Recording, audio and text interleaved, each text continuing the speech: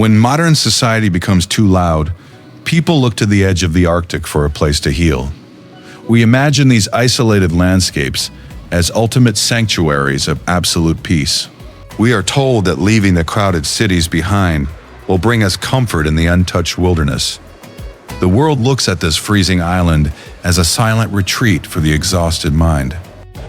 But that endless silence is actually the sound of a permanent state of emergency. Because survival in regions like the West Fjords is not about finding inner peace, but about bracing for winds that exceed 50 meters per second, where a routine grocery run can suddenly trigger a military-grade helicopter rescue, where the land itself constantly threatens to fracture, and where human existence is merely tolerated instead of welcomed. When you stand before the endless stretches of black sand at Skíðar Sandur, the emptiness feels entirely deliberate. The wind howls across miles of unobstructed terrain, carrying nothing but the scent of cold rock and distant rain.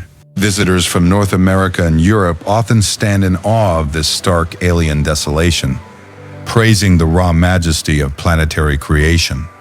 They assume the Earth simply chose to leave this space bare. That is a comforting fiction.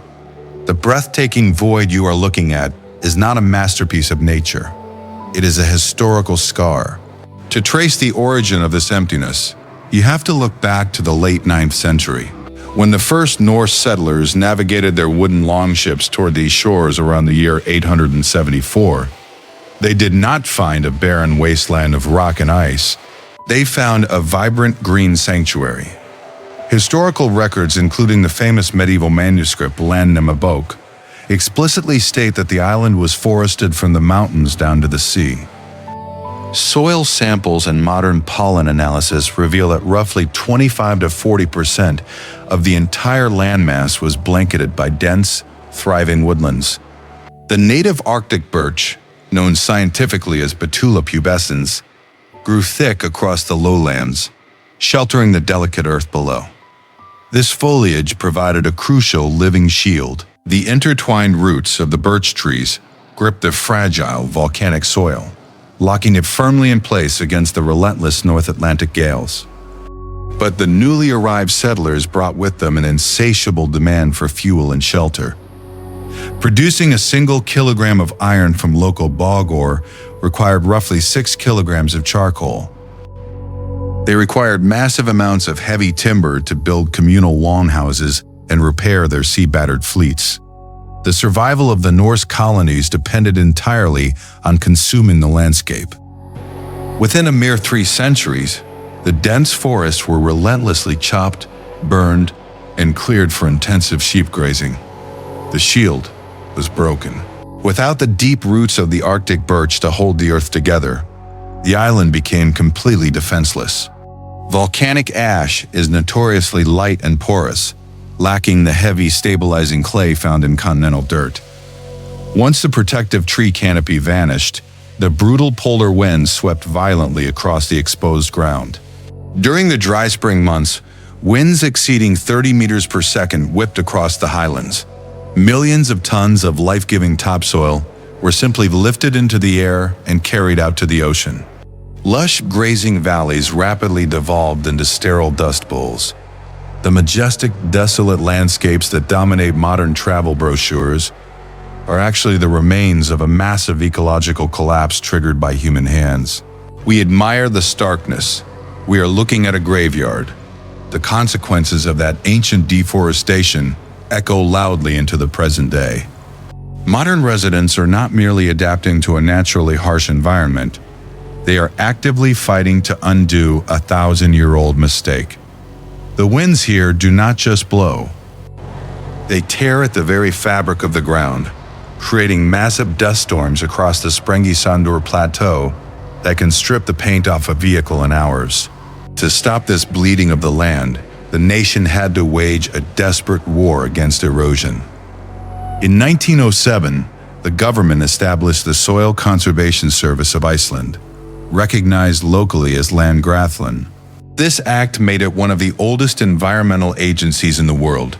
Their mission was desperately simple, yet monumentally difficult: stop the land from blowing away. But replanting a forest on degraded volcanic ash near the Arctic Circle is a painfully slow ordeal. The native trees grow mere centimeters a year in the freezing temperatures. To accelerate the healing process, they had to bring in foreign reinforcements. In 1945, the Nootka lupine, a highly resilient flowering plant from Alaska, was introduced to the barren plains. The Alaskan plant was chosen specifically because it thrives in nitrogen-poor soils. Today, fields of brilliant purple lupines cover vast stretches of the countryside during the short summer months. They spread rapidly, fixing nitrogen back into the dead soil, preparing the ground for the slow return of the birch. Yet the most ambitious battleground lies in the shadow of one of the most volatile mountains on Earth. The Hekla project, initiated in the early 2000s, represents a monumental shift in environmental restoration. This massive undertaking aims to restore native woodlands across 90,000 hectares surrounding Mount Hekla. Mount Hekla is notorious for its explosive eruptions, regularly coating the surrounding areas in thick layers of toxic pumice and ash. By planting millions of birch saplings around its base, the project seeks to create a living net. When the next eruption inevitably happens, this new forest is designed to physically trap the falling ash, preventing it from being whipped up by the wind and devastating nearby farmlands. The people are using biology to contain geology. This massive undertaking requires an unimaginable level of patience. The workers employed by Landgrassland planting these saplings know they will never live to see the mature forest. They are planting seeds for a future they will not inherit. The sweeping empty vistas of the South Coast are slowly being reclaimed, one fragile sapling at a time. The struggle here is not about conquering the wild. It is about paying a very old debt. When a severe low-pressure front spirals off the Greenland coast and slams into the West Fjords, the concept of a normal routine instantly evaporates. You do not check the weather forecast to decide your daily outfit. You check it to know if your town will be physically cut off from the rest of humanity for the next week. Survival during these extreme winter months relies entirely on a highly militarized approach to civilian supply lines. Commercial delivery trucks do not attempt to cross steep mountain passes when wind speeds exceed 35 meters per second. The standard retail delivery network simply collapses under the crushing weight of the snow. In these crucial moments, the physical movement of the entire population is handed over to Vegagarden. The Icelandic Road and Coastal Administration dictates exactly who moves and who stays. They do not merely suggest caution to drivers. They physically close the steel gates on Route 1, locking entire regions into absolute isolation. Their specialized snowplow drivers navigate zero-visibility blizzards, operating massive rotary plows along sheer cliff drops. They execute these dangerous maneuvers just to keep a single narrow lane open for emergency vehicles. Sometimes, a sudden storm can dump 2 meters of snow overnight on the Fjarðarheiði Pass connecting Seyðisfjörður to the mainland. Heavy machinery fights a relentless, exhausting battle against an endless white wall. It is a synchronized war. Nature buries, humans dig. But asphalt eventually becomes completely irrelevant during a declared red weather warning.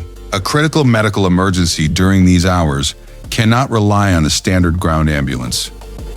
A fractured spine from an icy fall, or a complicated labor in a remote town like Siglufjordur, requires immediate airborne intervention. This is where the Icelandic Coast Guard Landhelgisgæsla Íslands takes absolute command of the sky. Their elite Super Puma helicopters are dispatched straight into hurricane-force gales. Pilots fly through blinding whiteouts and terrifying turbulence just to deliver a single bag of O-negative blood. They risk their own existence to airlift a critical patient to the National University Hospital in Reykjavik. This is not a dramatic action sequence performed for an audience. It is the unyielding baseline requirement for maintaining human civilization in a fundamentally hostile terrain. When the power lines snap under the immense weight of accumulated ice, the towns go completely dark. Backup diesel generators kick in automatically, roaring to life in the freezing night. Vega Gjerthen coordinates directly with the volunteer rescue squads, known locally as Landsbjorg. Over 4,000 highly trained volunteers leave their day jobs to physically dig out access routes to essential communication towers and power stations. Maintaining this intense level of operational readiness comes at a massive financial cost for a population of less than 400,000 people. Yet the budget for these extreme clearing operations and rescue flights is funded without hesitation. The people know that without this heavy equipment and immediate response capability, their coastal settlements would quickly turn into frozen tombs.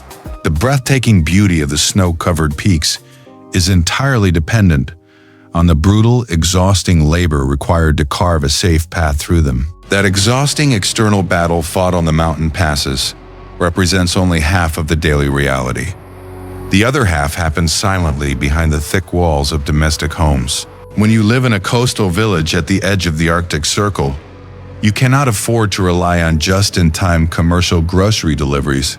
The inability to buy fresh milk or vegetables on a Thursday afternoon is never viewed as an inconvenience. It is accepted as a fundamental law of geography. To endure this extreme unpredictability, the rural population practices a rigorous, quiet discipline of deep stockpiling. Walk into almost any residential home in Ísafjörður, and you will not find a minimalist, modern pantry. You will find massive deep freezers, often occupying entire utility rooms or basements. These heavy appliances function as personal survival vaults for the long winter. Families routinely store enough frozen cod, local lamb, and dense rye bread to easily last 14 consecutive days without ever needing to step outside their front door.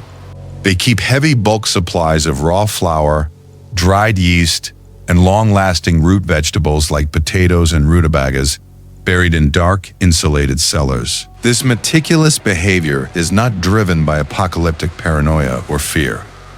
It is pure, inherited pragmatism. Behind this intense domestic preparation lies the ultimate fragile lifeline of the entire country, the maritime shipping network. Heavy ocean freighters, operated by Eimskip, the oldest shipping company on the island, serve as the true beating heart of the economy. While foreign visitors spend their days pointing cameras at scenic waterfalls, local residents keep a very close watch on the maritime shipping schedules. These massive, steel-hulled vessels regularly brave the violent, towering swells of the Denmark Strait just to deliver essential commercial goods to remote harbor towns. The cargo containers carry everything from medical supplies to vital replacement parts for the power grid. If a severe winter storm delays an Eimskip freighter by just 4 days, the supermarket shelves in the eastern fjords immediately begin to empty out. Fresh produce disappears first, followed rapidly by dairy products and baked goods. The locals do not panic when the shelves go bare. They simply retreat to their well-stocked cellars and wait for the ocean to calm down. This deep discipline extends to every aspect of physical preparation.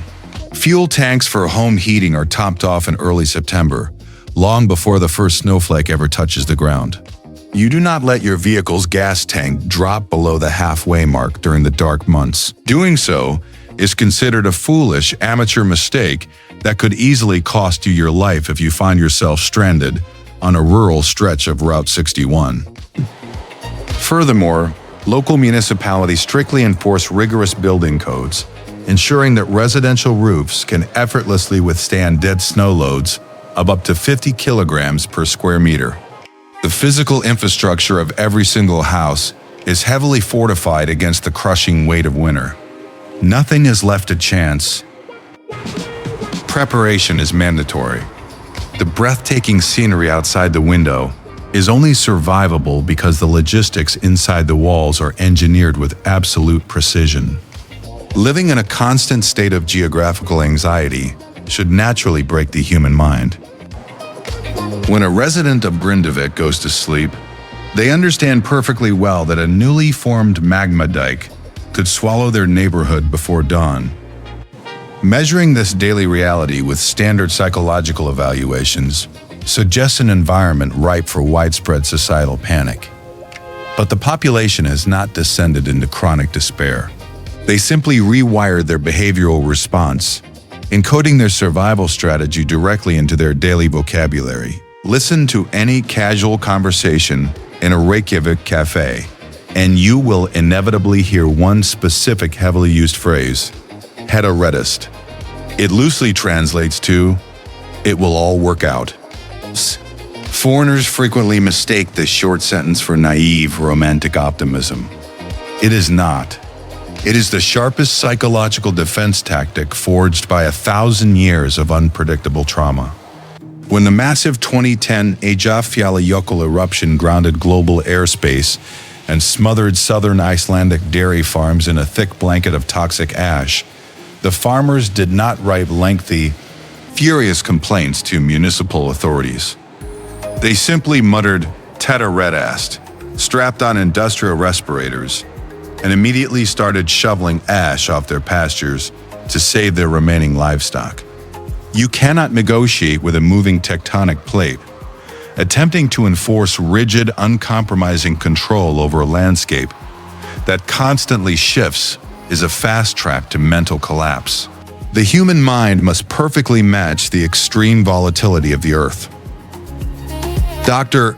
Sigrún Ólafsdóttir, a prominent sociologist at the University of Iceland, regularly observes that this national mindset heavily favors rapid, short-term adaptation over stubborn long-term rigidity. If a massive avalanche suddenly blocks Route 1 in the dead of winter, severing eastern supply lines for 2 entire weeks, expressing anger serves absolutely no practical purpose.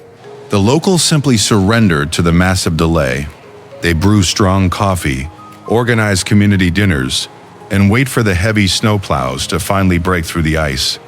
This profound psychological surrender does not make them weak or passive.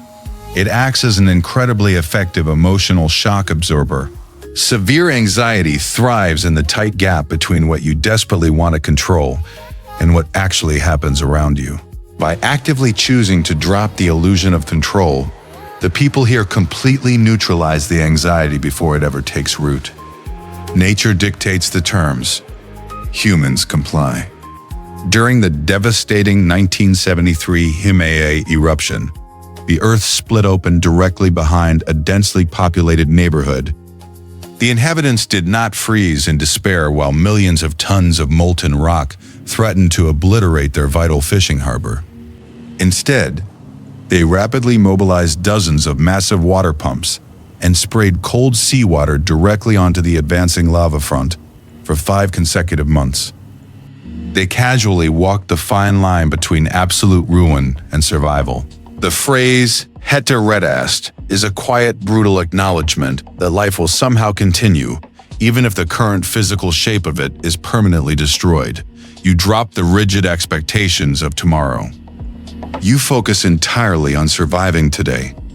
This extreme psychological flexibility bleeds deeply into their economic behavior and professional choices. In many mainland European countries, climbing a steady, linear corporate ladder over 4 decades is considered the ultimate mark of success. A German or Japanese employee might spend their entire adult life fiercely loyal to a single manufacturing corporation. Icelanders operate completely differently. They treat career paths with the same unpredictable fluidity as their glacial rivers. According to demographic data published by Statistics Iceland, an exceptionally high percentage of the national workforce changes jobs or entirely pivots their career fields every few years. It is perfectly common to meet a 40-year-old resident in a Akureyri who has already worked as a commercial deep-sea fisherman, a software developer, and an independent tourism guide. They rarely lock themselves into rigid, lifelong professional identities. Why would you chain yourself to a highly specific 50-year financial plan when a sudden violent fissure on the Reykjanes Peninsula could force you to evacuate your newly purchased home indefinitely? They embrace this constant career shifting not out of restlessness or boredom, but out of an ingrained evolutionary habit. When a sudden governmental quota cut devastates the local herring industry in a northern fjord, the workers do not sit around mourning the permanent loss of their grandfather's profession. They immediately enroll in university courses to learn how to code, or they start a geothermal agricultural startup growing tomatoes in greenhouses. This constant rapid pivoting creates a highly resilient workforce that absolutely refuses to shatter when an entire economic sector abruptly collapses. The catastrophic 2008 global banking crisis completely wiped out the national currency in a matter of days, vaporizing countless retirement savings accounts overnight. Yet, the population did not fall into total, violent anarchy. They gathered peacefully but loudly, banging pots and pans outside the Parliament building in Oosterwolder Square. They decisively ousted the ruling government, rewrote laws, and then immediately went back to work rebuilding the shattered economy through a massive surge in international tourism. They survive by refusing to be brittle. The ultimate proof of this behavioral success is hidden in plain sight within global statistics. Every single year, international researchers evaluate global well-being and publish the World Happiness Report. Despite enduring 6 long months of crushing winter darkness, relentless horizontal windstorms, and the constant looming threat of volcanic annihilation, Iceland consistently ranks in the absolute top tier. In the official 2234 report, they comfortably secured the number 3 spot globally. How does a population living on a highly volatile rock near the freezing North Pole consistently outrank citizens living in sunny, geologically stable Mediterranean climates? The answer lies in one specific metric recorded within that UN report: social support. An overwhelming 98% of Icelanders explicitly report having someone they can undoubtedly count on in times of severe trouble. The sheer harshness of the physical environment forces an absolute, unavoidable reliance on neighbors. When you finally abandon the comforting delusion that you can control the weather or the earth, you quickly realize the only thing you can actually control is how you treat the person standing next to you during the blizzard. They do not build their core security on stable ground. They build it on each other. Iceland is globally celebrated as a flawless environmental utopia, a pristine sanctuary completely disconnected from the heavy pollution of the modern industrial world. The nation proudly declares that nearly 100% of its electricity and heating comes directly from renewable hydroelectric and geothermal sources. Visitors naturally imagine this immense subterranean power being harvested solely to warm small residential radiators in Reykjavik, to heat rural greenhouses, or to illuminate public swimming pools during the dark winter months. That comforting image completely misrepresents where the electric current actually flows. The boiling earth here produces a staggering, relentless surplus of raw voltage. The ordinary citizens of Reykjavik or Akureyri barely consume any of it. Over 70% of all electricity generated in this entire country never reaches a domestic household or a local commercial business. It is instead swallowed whole by massive, power-hungry multinational aluminum smelters operating silently on the fringes of the island. Massive industrial giants like Alcoa, Rio Tinto, and Century Aluminum currently operate colossal smelting facilities right on these majestic shores. To understand the sheer, terrifying scale of this consumption, you only need to look at the official output numbers. The Alcoa Fjarðaál plant, situated in the remote eastern fjord of Reyðarfjörður, alone utilizes more electricity annually than the entire domestic population of the island combined. This pristine wilderness is quietly functioning as the heavy industrial engine of the North Atlantic. It is a giant battery. Producing raw aluminum from scratch is an incredibly violent and highly energy-intensive chemical ordeal. Extracting the pure, lightweight metal from raw ore requires running continuous electric currents so massive they would instantly melt a standard municipal power grid in mainland Europe. This intense requirement creates a deeply absurd global logistics operation. There is absolutely no bauxite ore, the fundamental raw material required for aluminum naturally occurring anywhere in the Icelandic geology. The multinational corporations must load heavy cargo ships in Australia and Brazil, sailing hundreds of thousands of tons of raw red dirt across several oceans just to reach this isolated Arctic rock. These heavy industries do not come here for the local workforce, which is incredibly small, or the geographic convenience, which is virtually non-existent. They cross the globe for one single highly profitable reason. The electricity generated here is incredibly cheap, highly abundant, and technically classified as green. By offloading their most carbon-heavy and expensive processing steps onto an island fueled by subterranean heat and glacial rivers, these foreign corporations can effectively mask the true environmental cost of their physical products. A shiny new smartphone chassis built in California, or a lightweight electric vehicle frame assembled in Germany, might be stamped with a clean, eco-friendly marketing label. Yet, the creation of that specific metal required physically tethering a pristine Arctic island to the heavy, relentless demands of globalized manufacturing. The raw geological fury of the Mid-Atlantic Ridge has been fully commercialized and exported in solid metal blocks. Nature is commodified. Harvesting this colossal amount of industrial electricity demands severe engineering interventions that permanently scar the earth. Geothermal steam alone cannot satisfy the ravenous, unbroken appetite of a modern smelting facility, which requires maximum power 24 hours a day without a single microsecond of interruption. To guarantee a constant, unbreakable baseline of voltage, the government had to physically conquer the untamed interior highlands. The most devastating and controversial example of this geographical conquest is the Karanjukar hydropower plant, officially activated in 2007. Located deep in the uninhabited eastern wilderness, far away from the cameras of tourists, this infrastructure project stands as a monumental testament to human ambition and irreversible ecological sacrifice. To generate enough power for the Alcoa smelter exclusively, engineers constructed a concrete behemoth standing 193 meters tall and stretching 730 meters across a deep, ancient volcanic canyon. The dam violently blocked the ferocious flow of the Jökulsá Dal, a massive glacial river that had carved its highly specific path through the dark basalt rock for millennia.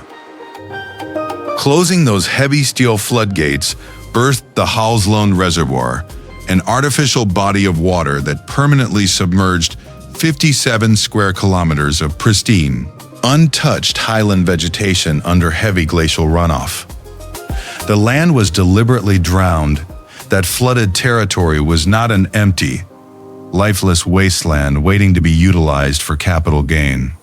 It was a critical, undisturbed biological sanctuary that had evolved over centuries. The rapidly rising waters of the reservoir completely obliterated the fragile nesting grounds of thousands of pink-footed geese that migrated from Europe to that exact spot every single spring. Furthermore, the rising water severed the ancient natural grazing routes desperately relied upon by the island's only wild reindeer herds during the harsh calving season.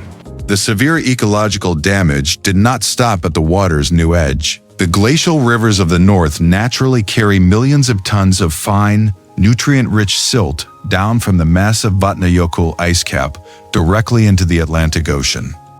This thick silt historically fed the complex marine ecosystems along the eastern coast, supporting the massive fish populations that local villages depended on for their physical survival.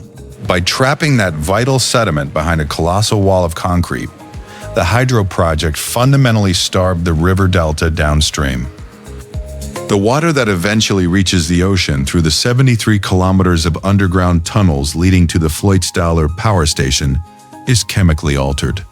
It drastically disrupts the delicate temperature and nutrient balance of the coastal waters, permanently altering the local marine biology.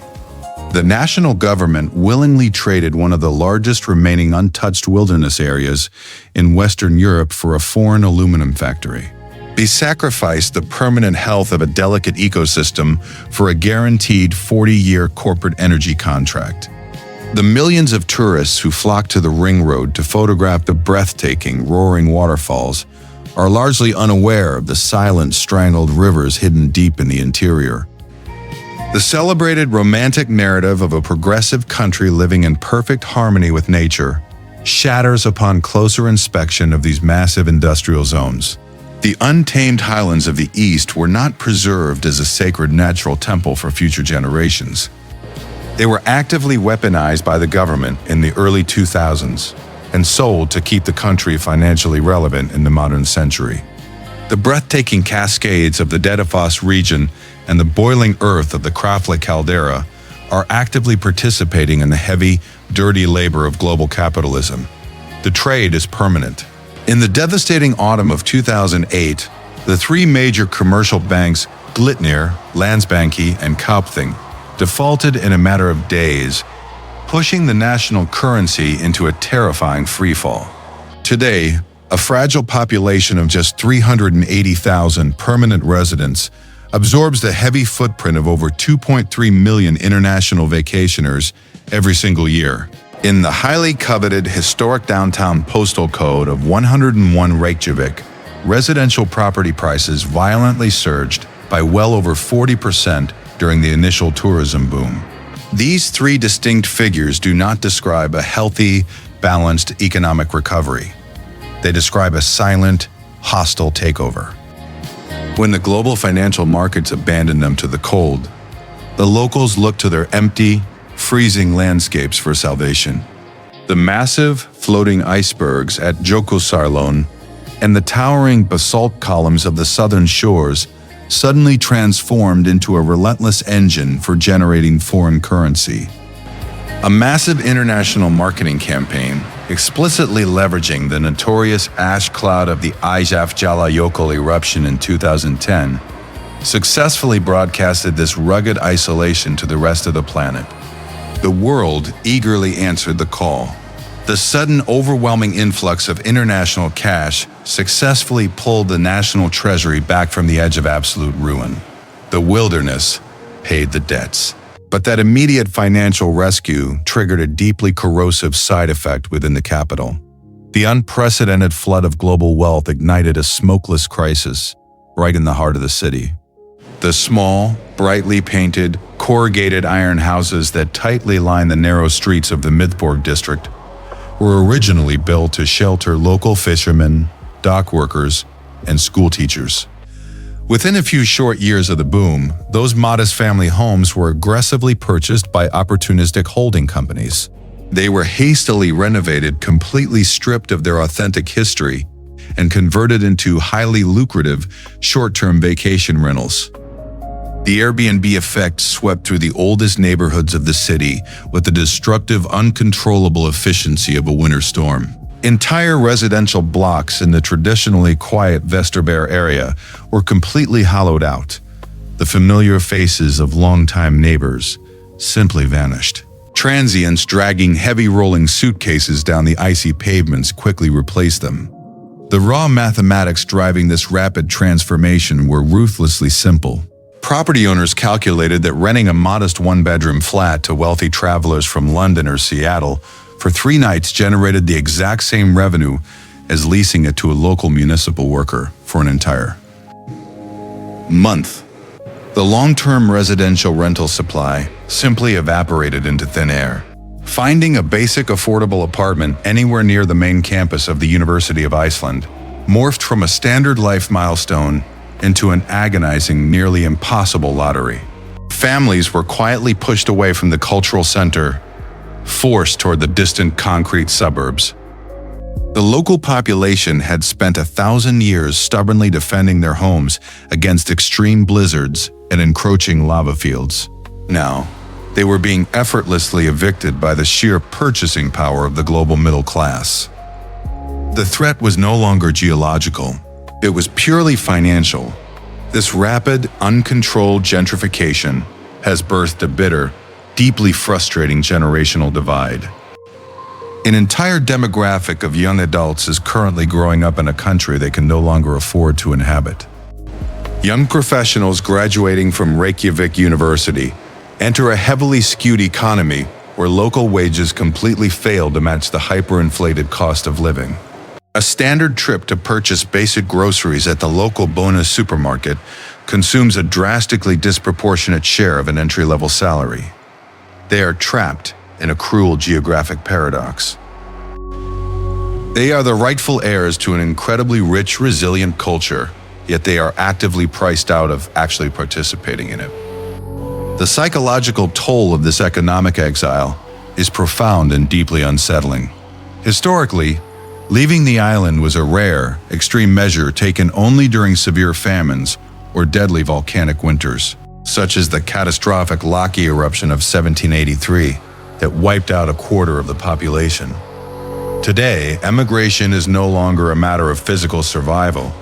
It is a purely financial calculation. According to recent demographic shifts, actively tracked by Statistics Iceland, thousands of highly educated citizens in their 20s and 30s are permanently packing their bags. They are buying one-way tickets on Iceland Air flights, heading straight to mainland Europe. They deliberately choose to resettle in the more affordable, balanced urban centers of Copenhagen, Oslo, or Berlin. They leave behind the majestic snow-capped fjords and the tight-knit rural communities to find a place where buying a simple family home is a realistic possibility, rather than an impossible luxury. This quiet, continuous exodus represents a devastating loss of human capital. The nation is slowly, consistently bleeding its own future. The very individuals who are supposed to carry the ancient language and the cultural traditions forward are being financially forced across the ocean. The bitter irony of this situation is difficult to ignore. The pristine, untouched environment that global travelers travel thousands of miles to witness is slowly eroding the very society that protected it for centuries. Tourists arrive holding expensive cameras, desperately searching for authentic, rugged coastal life in small northern fishing villages like Husavik. Yet the young people who actually belong to those villages are being actively pushed out to make room for luxury boutique hotels and expensive seafood restaurants catering entirely to foreign tastes. The authenticity is being replaced by a highly curated performance. For 10 continuous centuries, the ancestors of these young people endured brutal, sunless winters, rampant disease, and the constant, terrifying unpredictability of the shifting tectonic plates beneath their feet. They refused to surrender the island to nature. They dug in, built their homes from turf and stone, and survived against all conceivable odds. They won the war against the earth, but the modern generation is losing the war against the market. A nation that successfully survived 1,000 years of geological violence is now facing a slow, irreversible erasure simply because the rest of the world finally decided to pay attention.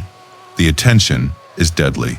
When you examine the historical growth of mainland Europe, urban architecture tells a very clear story of human connection. Cities like Paris, Munich, or Milan were built entirely around the absolute necessity of physical proximity. Ancient trade routes violently converged. Heavy stone walls were quickly erected around tight clusters of homes to protect the gathered wealth. In these continental environments, crowding together was the ultimate defensive strategy. Density meant safety.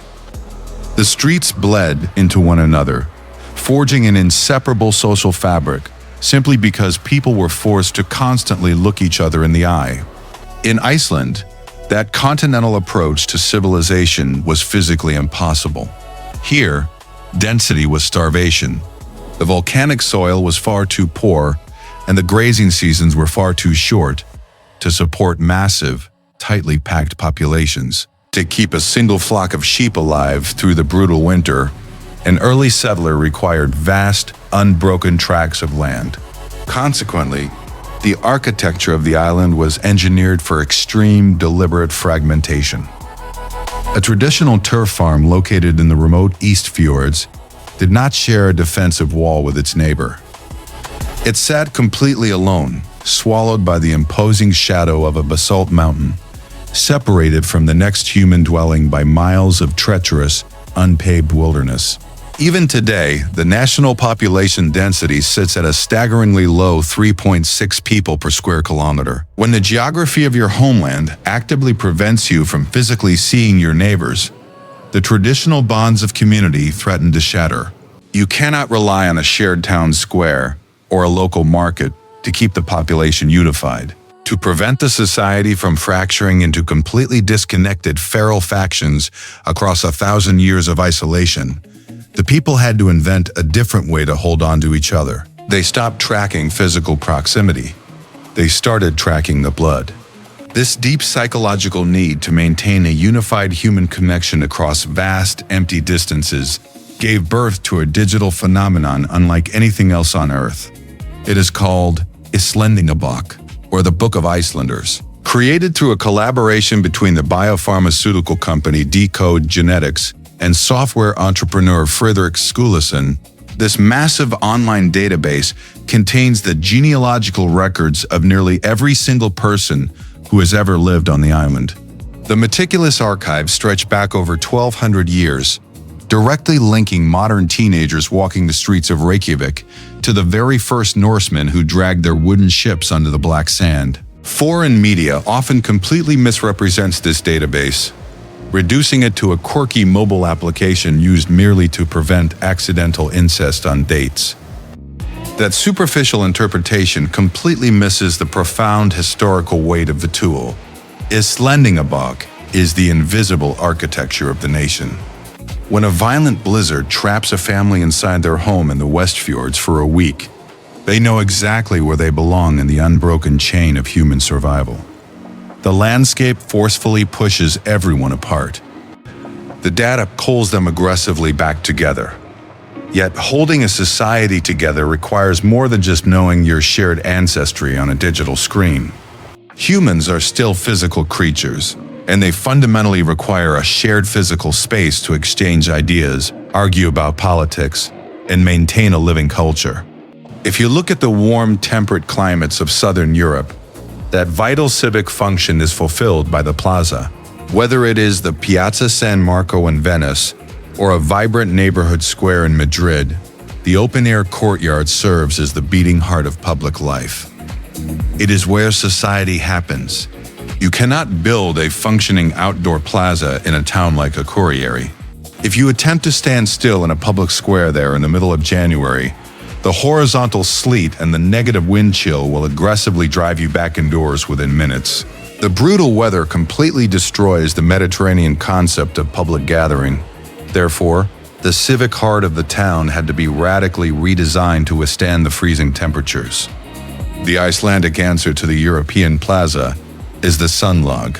The public geothermal pool is not a luxury spa, and it is certainly not a recreational water park designed for weekend entertainment. It is strict, biological survival architecture.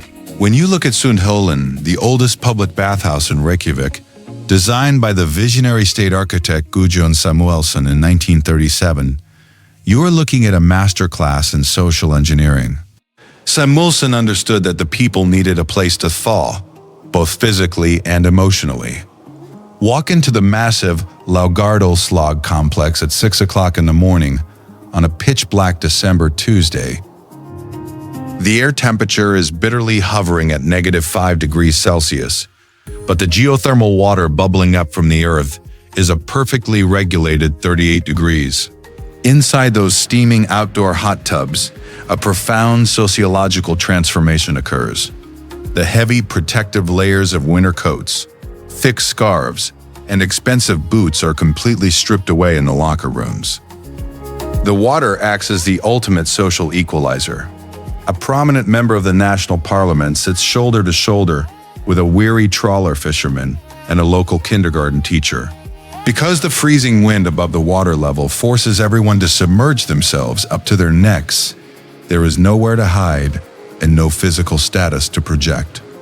They sit in the thick rising steam and discuss the rising inflation rates, the unpredictable cod quotas, and the latest volcanic tremors. The cold enforces isolation.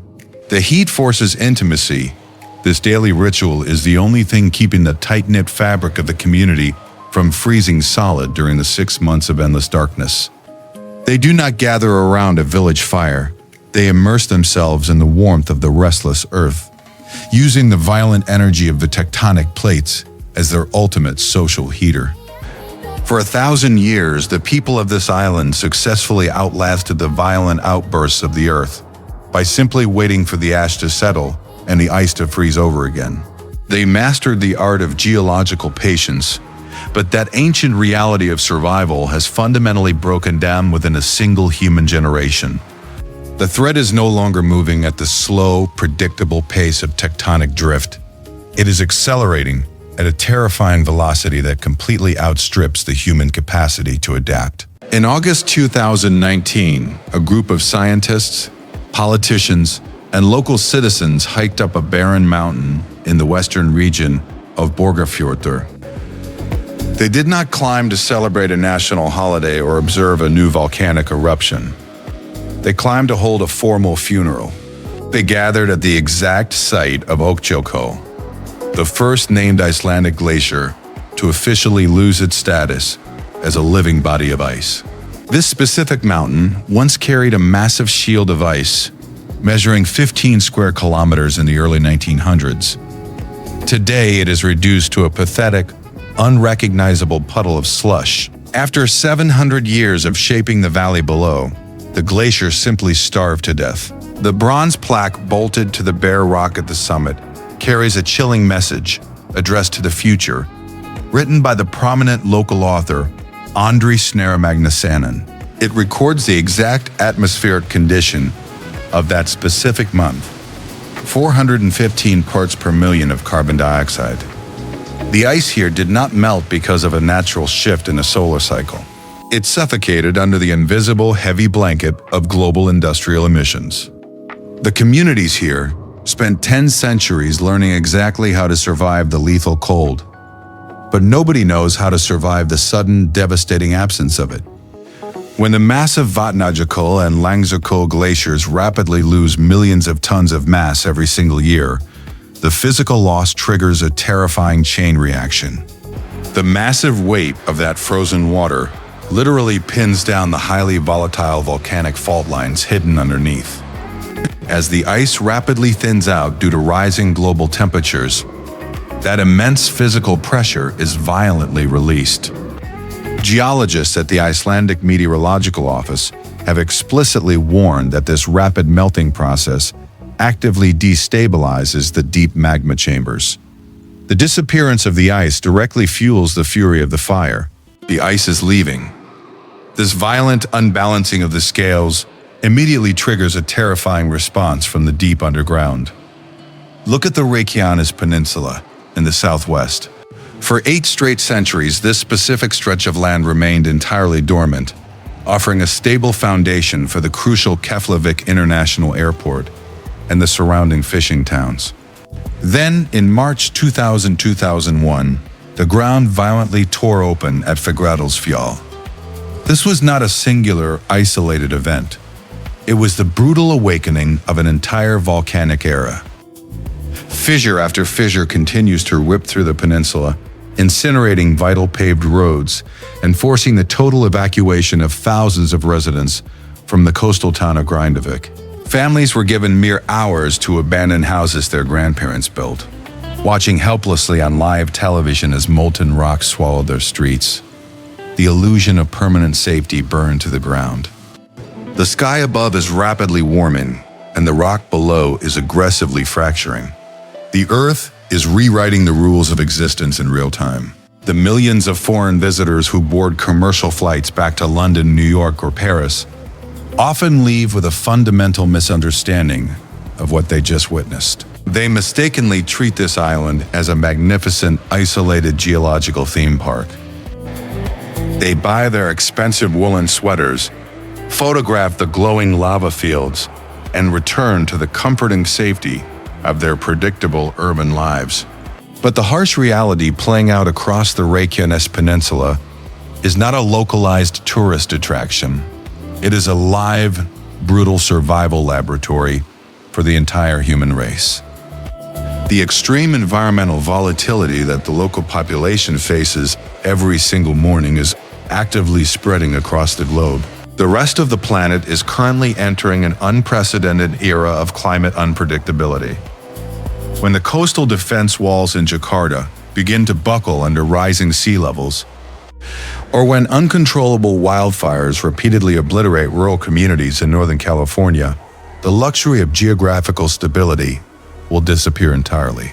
The United Nations Intergovernmental Panel on Climate Change repeatedly publishes data confirming that extreme, highly disruptive weather events will become the absolute reality of modern existence.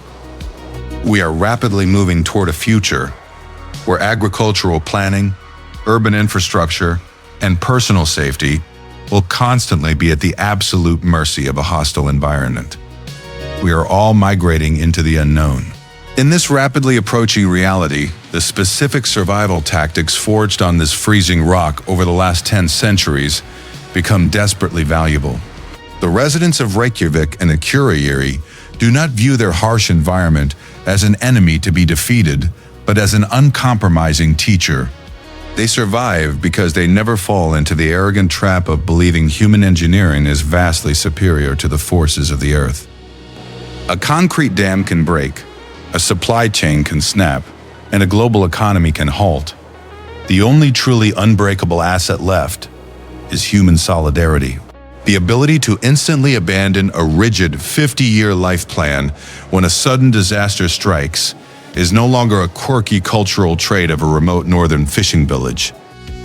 It is the exact psychological survival strategy that global populations will need to adopt to avoid complete societal collapse. The brutal discipline of physical preparation, the absolute reliance on immediate community support, and the fundamental acceptance that humanity does not dictate the terms of nature, these are the core lessons written in the black volcanic ash.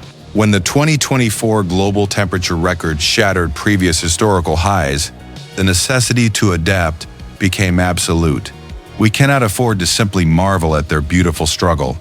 We must study it. The people here learned the hard way that you cannot conquer an angry planet. You can only learn how to bend without breaking when the ground violently shakes beneath your feet. As the global climate continues to fracture the comforting stability of our own hometowns, we have to ask ourselves a very uncomfortable question. When the metaphorical ice completely vanishes from our own lives and the storms finally breach our heavily fortified walls, will we have the extreme resilience required to simply rebuild and continue? Whether you live on the floodplains of Bangladesh or the drought-stricken farmlands of Australia, the environment will eventually test your endurance. Drop a comment below and share how the shifting environment in your own specific city or region is forcing you to rethink your daily survival. The conversation does not end here. It is just beginning.